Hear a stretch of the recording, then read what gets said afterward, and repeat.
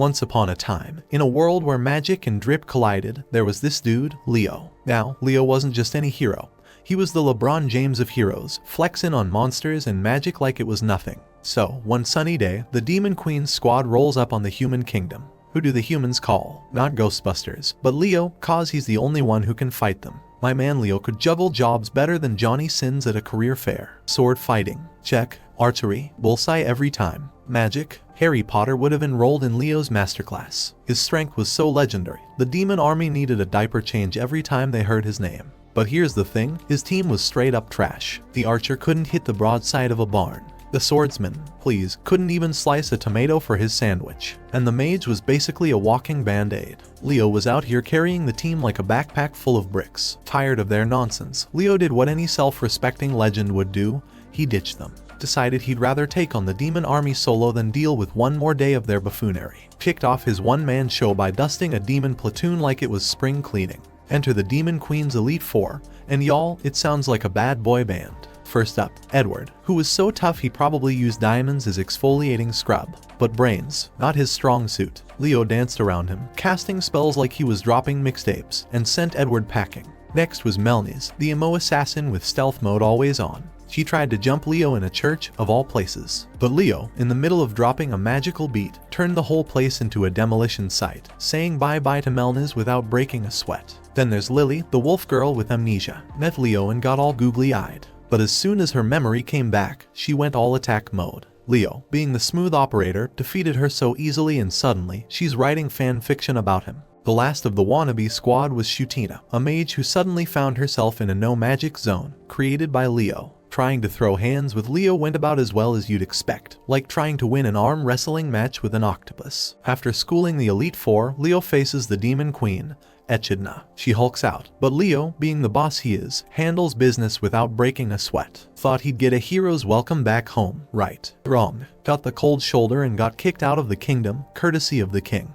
Down but not out, Leo overhears some chit-chat about Echidna needing a comeback tour for her demon army. Leo's like, bet, and decides if the world's against him, he might as well become a supervillain and join the demon army. He pulls up to Echidna's crib with a PowerPoint ready, flexing his achievements. Echidna, playing hard to get, tells bro nah he can't join. But Leo, never one to quit, works his charm on the Elite Four, who decide to give him a shot behind Echidna's back. Next day, Leo's chillin' with Shoutout, whose stress to the max cause her to-do list is longer than a CVS receipt. Leo steps up, picks a task, and dives in, cause that's how the real MVP does it. Shoutout, the overworked mage, told Leo that only her magic can fill up the mana reserves because she is special. Change that, and we're talking about a big boom, like when you mix Mentos and Coke. Leo, with the confidence of a YouTuber hitting 1 million subs, just smirks and says, chill, I got this. He then switches up his look to a sleek black armor and adopts a fake name. Fast forward 30 minutes, and Leo's back, dropping the mic saying, job's done.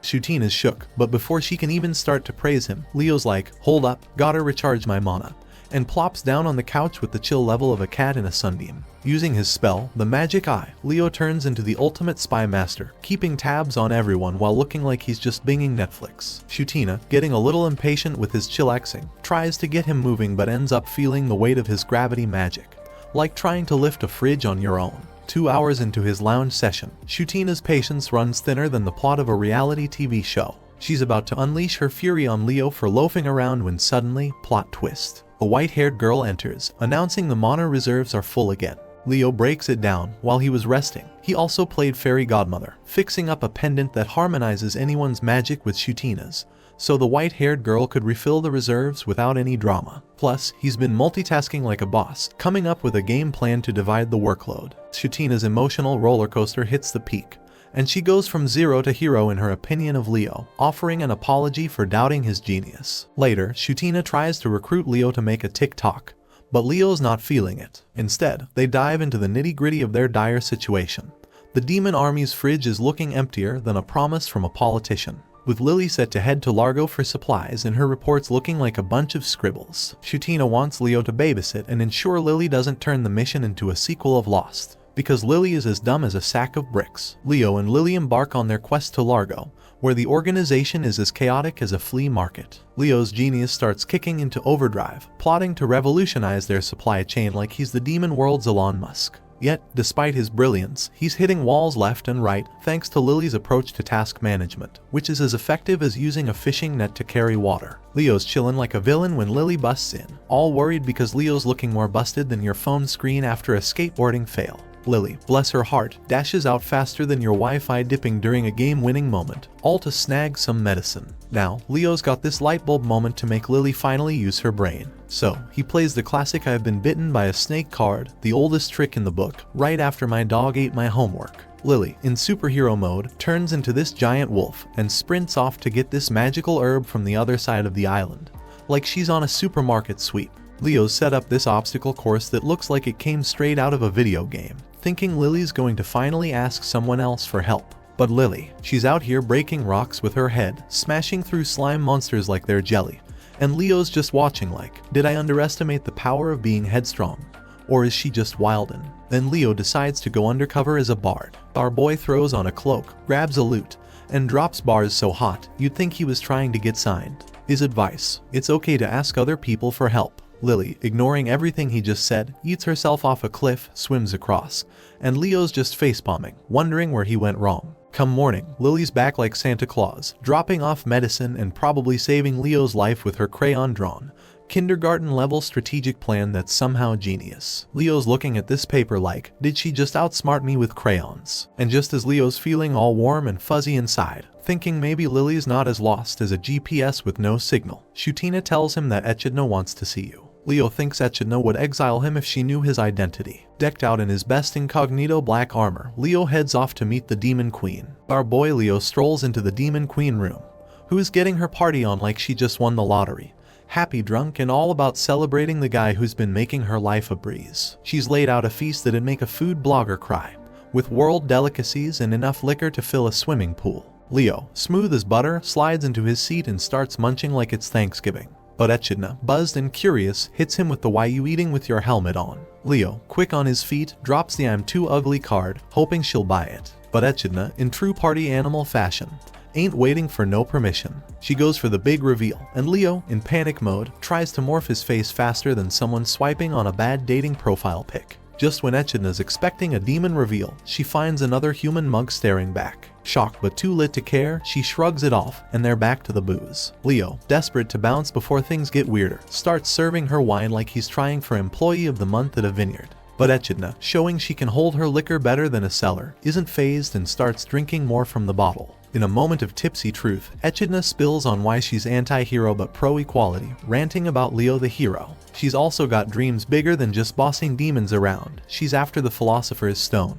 not for the bling, but to turn the demon world into a spot even tourists would visit. Moved by her noble intentions, Leo's about to come clean with his identity, but Lily and Shoutout crash the party and tells them that Melniz and Edward has quit her army. Echidna, going from zero to sober with a fire burp that had put dragons to shame, gears up for a rescue mission. Leo, seizing the moment, dips out to play hero. Cue the dramatic forest chase, with Leo dodging knives like it's dodgeball season. Melniz, the misunderstood assassin, reveals he's not a girl but a guy and just wants to chill in the demon army without getting social anxiety. Leo, now caught in a buddy comedy, ropes Melniz back in with a magic leash and promises to turn him into the demon world's next top communicator in 3 days. So, Leo struts back into the castle. He checks in on the drama with Edward, the dragon dude who thought he could go to the afterlife with a bunch of swords. Plot twist: his dragon scales are tougher than a critic's review, so he's chilling, unscathed. They hit up the castle tavern, where Leo's playing waiter and Melniz is his shadow, dressed up as a waitress because, you know, undercover vibes. Leo's dishing out advice like a life coach,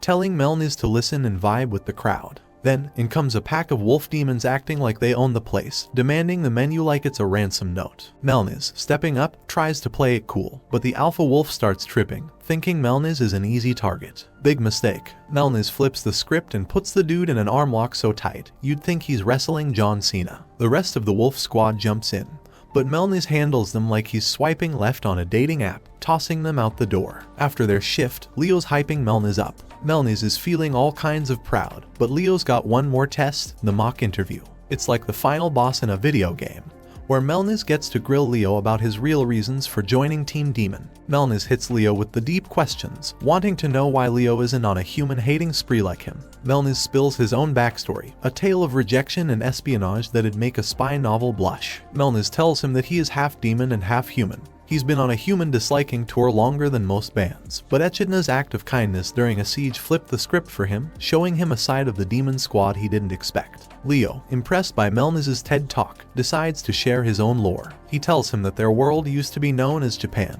a place so advanced, even the demons wanted in. But when the underworld VIPs crashed the party, it turned into a full-blown war, with humans and demons throwing down like it was Black Friday and Earth was the last TV on sale. Leo tells Melniz that he is a human who was granted demon powers to defeat other demons. Melniz is all kinds of shook, learning Leo's been the original hero for over 1,000 years. But the plot thickens when Leo reveals he's also the mysterious sage who once kicked the former demon kings but 100 years ago. Melniz decides it's nap time because this story's getting too wild for him. Next up, Echidna's bringing the drama, talking about Edward stepping down because he tried to school his troops on fighting a chimera, but ended up looking like that one old dude who claims he could have gone pro if it weren't for his knee. Edward's out here calling his squad weaklings and retires, passing the baton to his daughter, Giulietta. Leo meets Giulietta, who's quick to call her dad out for thinking he's the demon version of The Rock, expecting everyone to be as buff as him. She's like, "Dad's living in La La Land, but at least he didn't bail to buy milk 20 years ago." Leo's got a plan.